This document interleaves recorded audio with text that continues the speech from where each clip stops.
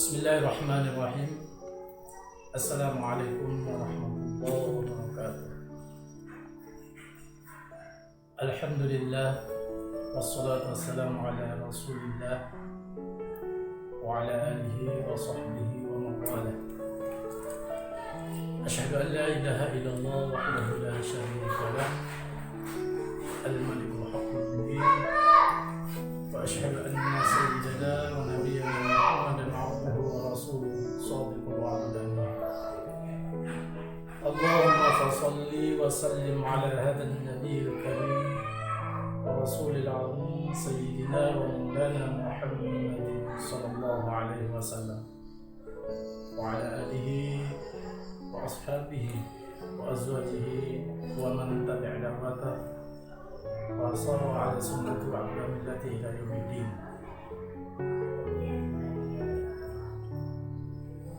Alhamdulillah, puji syukur kita haturkan kehadirat Allah Azza wa Jalla. Begitu banyak limpahan karunia-Nya, nikmatnya, hidayah, bahkan inayahnya. Sudah sepatutnya kita memujinya, mengagungkannya, membesarkannya, bahkan mengesahkannya di setiap saat. Salawat dan salam kepada baginda Rasulullah Sallallahu Alaihi Wasallam, kepada keluarganya, para sahabatnya, semua pengikut sampai hari kiamat yang akan datang. Sebelumnya saya mengucapkan terima kasih banyak kepada Gerakan Pemuda Ansor yang telah menyempatkan diri. Mudah-mudahan dengan sedikitnya apa yang saya sampaikan sebagai ma'rifatu hasanah, khususnya untuk diri saya pribadi dan semua sahabat-sahabat, teman-teman yang di luar sana, mengingat pada hari ini sepatutnya kita selalu bersyukur kepada Allah Subhanahu wa Ta'ala, yang mana Allah masih memberikan kita umur yang panjang, memberikan kita kesehatan, lebih-lebih pada hari ini, sampai hari ini kita masih diuji oleh Allah Subhanahu wa Ta'ala, yaitu dengan wabah Corona yang dikenal dengan COVID-19.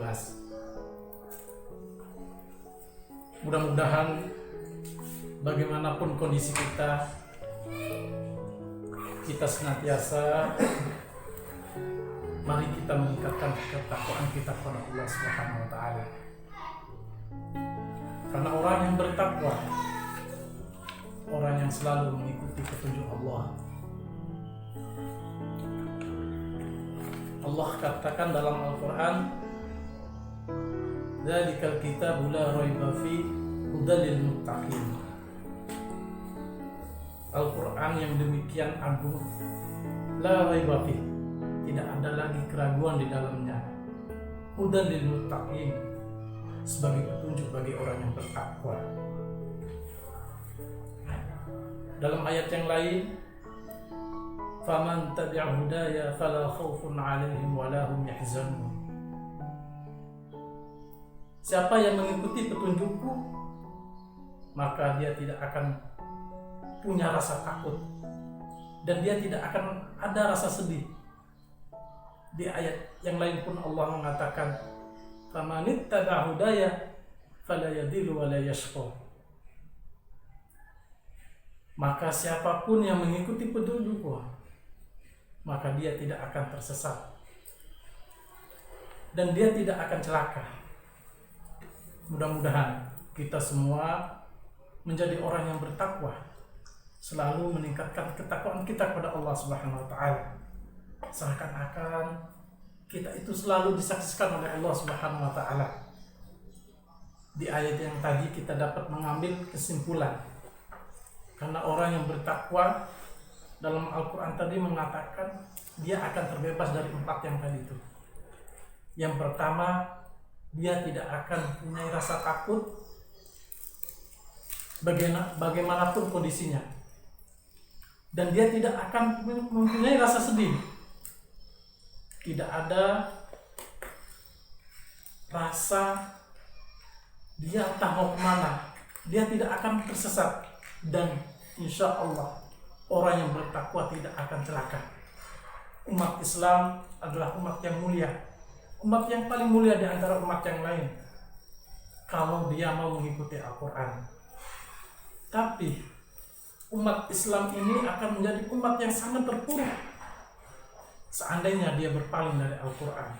Sehingga Allah katakan dalam ayat yang lain, wa man a'rada an dzikri fa inna lahu ma'isyatan dhanka.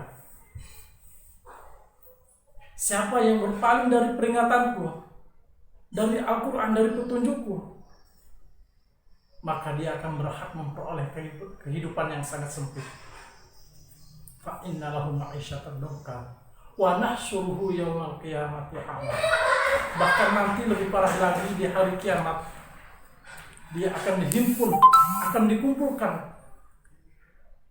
dalam keadaan buta. Qala rabbi lima hashtani amma wa qad kuntu basira. Mereka akan berkata, ya Allah, wahai Tuhanku, kenapa engkau kumpulkan aku dalam keadaan buta? Wa qad kuntu basira, sedangkan dulu di dunia aku dalam keadaan normal. Saya mempunyai 2 mata, mempunyai 2 telinga, mempunyai 2 tangan, mempunyai 2 kaki. Allah menjawab, atatkah ayatuna fanasitaha. Aku datangkan Al-Quran, aku datangkan petunjuk, fanasitaha, kalian mengabaikan. Wa kadzalika yauma tunsa. Begitupun pada hari ini, pada hari kiamat ini, aku pun mengabaikan kalian.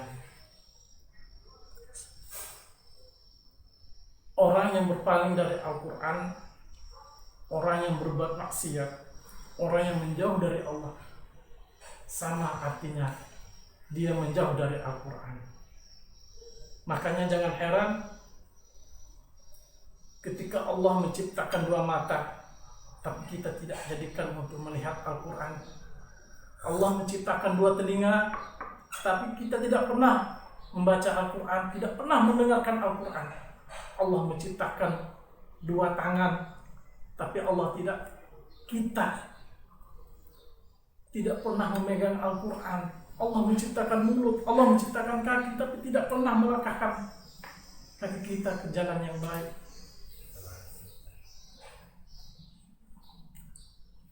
Apakah kita yang salah? Yang jelas, mudah-mudahan dalam kondisi seperti ini kita semakin banyak untuk mengintrospeksi diri. Apakah kita sudah dekat dengan Al-Quran?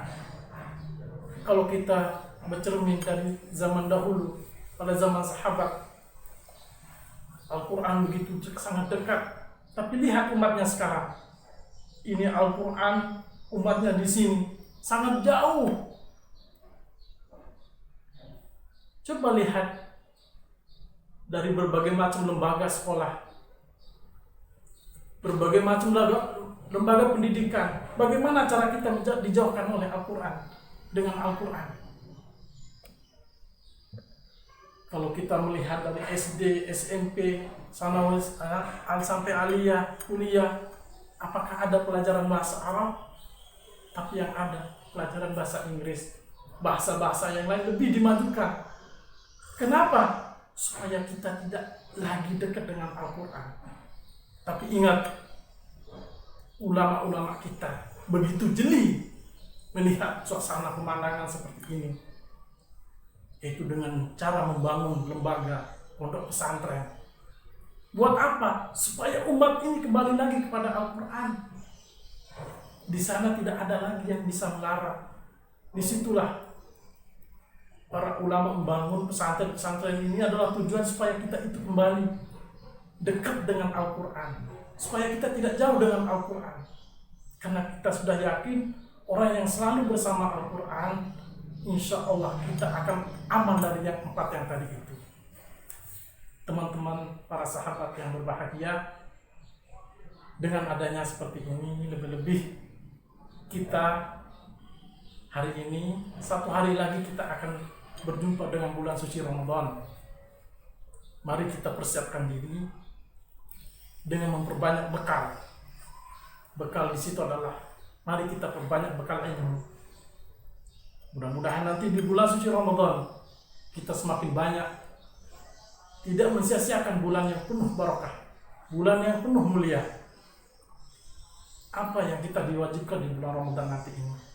Tentu kita lebih banyak untuk berpuasa, menahan diri dari segala hawa nafsu kita. Para ulama mendefinisikan daripada agama itu waqul ilahiyun sa'ikun lizawil uqudis salimah liyanalu sa'adah fi ma'asyihim wa ma'idihim. Agama itu adalah perangkat alat Tuhan yang diperuntukkan untuk makhluknya yang berakal, yaitu manusia. Untuk apa? Liyanalu sa'adah fi ma'asyihim wa ma'idihim, supaya dia dapat memperoleh kebahagiaan, baik yang bahagia di dunia, lebih-lebih bahagia yang hakiki, yaitu di hari kiamat nanti. Artinya apa? Agama Islam ini diturunkan oleh Allah Subhanahu wa Ta'ala adalah supaya kita itu mendapatkan kebahagiaan, mendapatkan kenikmatan. Tadi para ulama sudah mendefinisikan daripada makna daripada agama Islam. Jadi kalau ada ibadah yang berbentuk hiburan, kalau ada ibadah yang berbentuk siksaan, catat, itu bukan agama Islam. Allah menciptakan, Allah memerintahkan kita untuk berpuasa. Apa kita? Supaya kita jadi sakit perut. Allah bisa saja membuat orang yang tidak berpuasa, sekalipun dia makan, sekalipun dia tidak berpuasa, karena dia Allah yang maha kuasa, bisa saja dia akan menjadi sakit perut. Allah menyuruh kita mengeluarkan zakat. Apakah kita supaya menjadi orang miskin? Sebab orang yang kaya pun sekalipun dia tidak mengeluarkan zakat, kalau Allah mau, bisa aja dia jatuh menjadi orang yang miskin. Lalu apa tujuan tadi Allah menyuruh kita untuk berbagai macam ibadah tadi itu? Yang tadi itu, liyanalu sa'adah fi ma'asyihim wa ma'idihim, supaya kita dalam kehidupan ini mendapatkan kebahagiaan. Makanya kata ulama, dalam Islam itu pun dapat dibagi menjadi 3 dimensi dalam ibadah, kita melaksanakan ibadah ini. Ada namanya dimensi spiritual, dimensi medikal, dan dimensi sosial. Dimensi spiritual ini, apabila kita melaksanakan salah satu ibadah, maka kita akan mendapatkan ketenangan daripada dia tidak melaksanakan ibadah itu. Dimensi medikal, apabila kita melaksanakan suatu ibadah, maka kita akan merasakan lebih sehat daripada kita tidak melakukan ibadah itu. Dimensi sosial, apabila kita tidak melaksanakan salah satu ibadah, adalah kita akan merasa menjadi manusia, siap menjadi manusia yang penuh dengan perdamaian. Itulah dalam Islam. Kita ambil satu contoh ibadah, misal ibadah sholat, supaya kita tidak salah dalam memahami daripada makna dari agama Islam ini diturunkan. Karena banyak orang mengatakan ketika kita sholat Allahu Akbar, lalu yang terlihat di situ adalah saking lama. Apakah orang yang jidatnya hitam itu adalah orang yang dikatakan orang yang lebih khusyuk? Yang pertama, medikal spiritual ini, dari contoh daripada sholat itu, kita melaksanakan ibadah. Bagaimana cara kita sholat supaya kita mendapatkan ketenangan? Udah tentu pasti kita akan bilang, tentu kita akan sholat dengan khusyuk, maka kita akan mendapatkan ketenangan. Lalu khusyuk itu apa? Ada orang mendefinisikan khusyuk itu apabila dia sholat Allahu Akbar, dia ingat surga. Maka ketika sholat dia tersenyum terus sampai akhir. Kenapa? Karena yang terbayang di situ adalah taman-taman surga. Taman-taman surga, ketika lagi puasa dia melihat taman surga dia senyum karena di situ ada orang jual es. Maka sampai nggak terasa liurnya pun keluar. Ada orang yang sholat mendefinisikan yang namanya khusyuk itu adalah Allahu Akbar, dia ingat neraka. Dari awal sampai akhir dia nangis terus. Ada yang mengatakan makna khusyuk itu adalah Allahu Akbar lupa diri. Ini yang paling ekstrim. Orang lewat pun dia nggak tahu. Lalu apa makna daripada sholat yang khusyuk itu? Allah katakan dalam Al-Quran, wasta'inu bis-sabri was-salah wa innaha lakabiratun illa 'alal khashi'in alladzina yadhunnuna annahum mulaqu rabbihim wa annahum ilaihi raji'un. Yang dikatakan orang yang khusyuk adalah alladzina yadhunnuna annahum mulaqu rabbihim. Kalau kita bersama polisi, kita akan merasa aman. Kalau kita bersama kasih, kita akan merasakan penuh pilih kasih. Kalau kita bersama orang tua, kita akan merasakan penuh kasih sayang. Tapi ketika kita sholat, alladzina yadhunnuna annahum mulaqu rabbihim wa annahum ilaihi raji'un. Kita tidak perlu bersama polisi. Kita tidak perlu bersama kasih. Kita tidak perlu bersama orang tua, tapi kita bersama orang yang maha aman. Kita bersama orang yang maha pengasih. Kita selalu bersama orang yang maha penyayang. Itulah yang dikatakan orang yang khusyuk dalam keadaan sholat. Maka dengan demikian kita akan merasakan kenyamanan setelah kita melaksanakan ibadah sholat tadi itu. Kita kembali yang dimensi yang kedua, yaitu dimensi medika. Apabila kita melaksanakan satu ibadah, yaitu ibadah sholat, maka kita akan merasakan lebih sehat daripada tidak melaksanakan sholat itu. Tentunya sholat itu nggak ada ceritanya orang yang sholat itu habis selesai sholat langsung dia sakit pinggang. Nggak ada.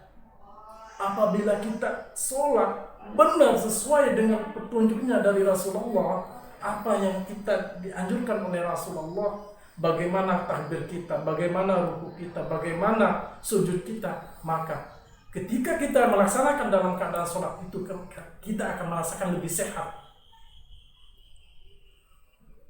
Ada yang mengatakan, bahkan kalau kita lihat, banyak orang melaksanakan olahraga, supaya apa? Supaya dia akan merasakan lebih sehat lagi. Ingat bahwa kita tahu Allah menciptakan kita, berarti Allah udah tahu apa yang dibutuhkan dengan badan kita ini. Ada kisah dari salah satu ulama, ketika ditanya, dia menanyakan kepada dokter itu, wahai dokter, apakah ada olahraga yang bisa menandingi gerak-gerik sholat itu? Sehari dua hari dokter ini meneliti dari berbagai macam olahraga. Ketika dia melihat olahraga tinju, selesai tinju yang ada muka badan ini pada bonyok. Melihat olahraga sepak bola, selesai main sepak bola yang ada malah kaki semakin sakit. Semua olahraga ternyata apa? Kata dokter itu, wahai Syekh, di antara sekian olahraga tadi itu tidak ada yang bisa menandingi daripada gerak-gerik cara orang sholat. Ternyata begitu luar biasa. Kalau kita paham, tahu tata cara kita sholat sesuai dengan petunjuk Rasulullah, maka olahraga yang paling bagus itu adalah sholat. Dari tadi itu, mudah-mudahan di bulan suci Ramadan ini, mari kita tingkatkan ibadah sholat kita. Dengan demikian kita akan merasakan yang namanya dimensi yang dua tadi, nomor 2, yaitu dimensi medikal. Kita akan merasakan lebih sehat. Dan yang terakhir, dimensi sosial. Kita akan melaksanakan. Kenapa kita sholat berjamaah itu lebih banyak pahalanya daripada sholat sendirian? Kalau kita lihat, ketika kita sholat, ketika takbir, diakhiri dengan salam, melihat ke kanan, melihat ke kiri. Supaya apa? Di sini adalah bentuk jangan hidup sendirian. Di sini adalah perlu kita bersosialisasi. Kita itu semua sama. Tapi kenyataannya banyak orang yang melaksanakan ibadah sholat berjamaah, dia hanya berkumpul ketika sholat berjamaahnya saja. Tapi di luar habis sholat jamaah yang ada apa? Malah berpisah lagi. Ternyata ibadah sholat ini menimbulkan hikmahnya adalah bagaimana cara kita mempererat tali silaturahim kita, meningkatkan ukhuwah persaudaraan kita. Jangan hanya sekedar sholat berjamaah doang, tapi di luar kita meninggalkan jamaah kita. Ya, mungkin sedikit Mau'izatul Hasanah ini bermanfaat khususnya kepada saya pribadi dan kita semua. Kurang lebihnya saya mohon maaf atas segala kekurangannya. Kalau ada kata-kata yang salah, itu adalah dari saya pribadi. Kalau ada kata yang benar, itu adalah semata dari Allah Subhanahu wa taala. Allahul muwaffiq ila aqwamit thoriq. Assalamualaikum warahmatullahi wabarakatuh.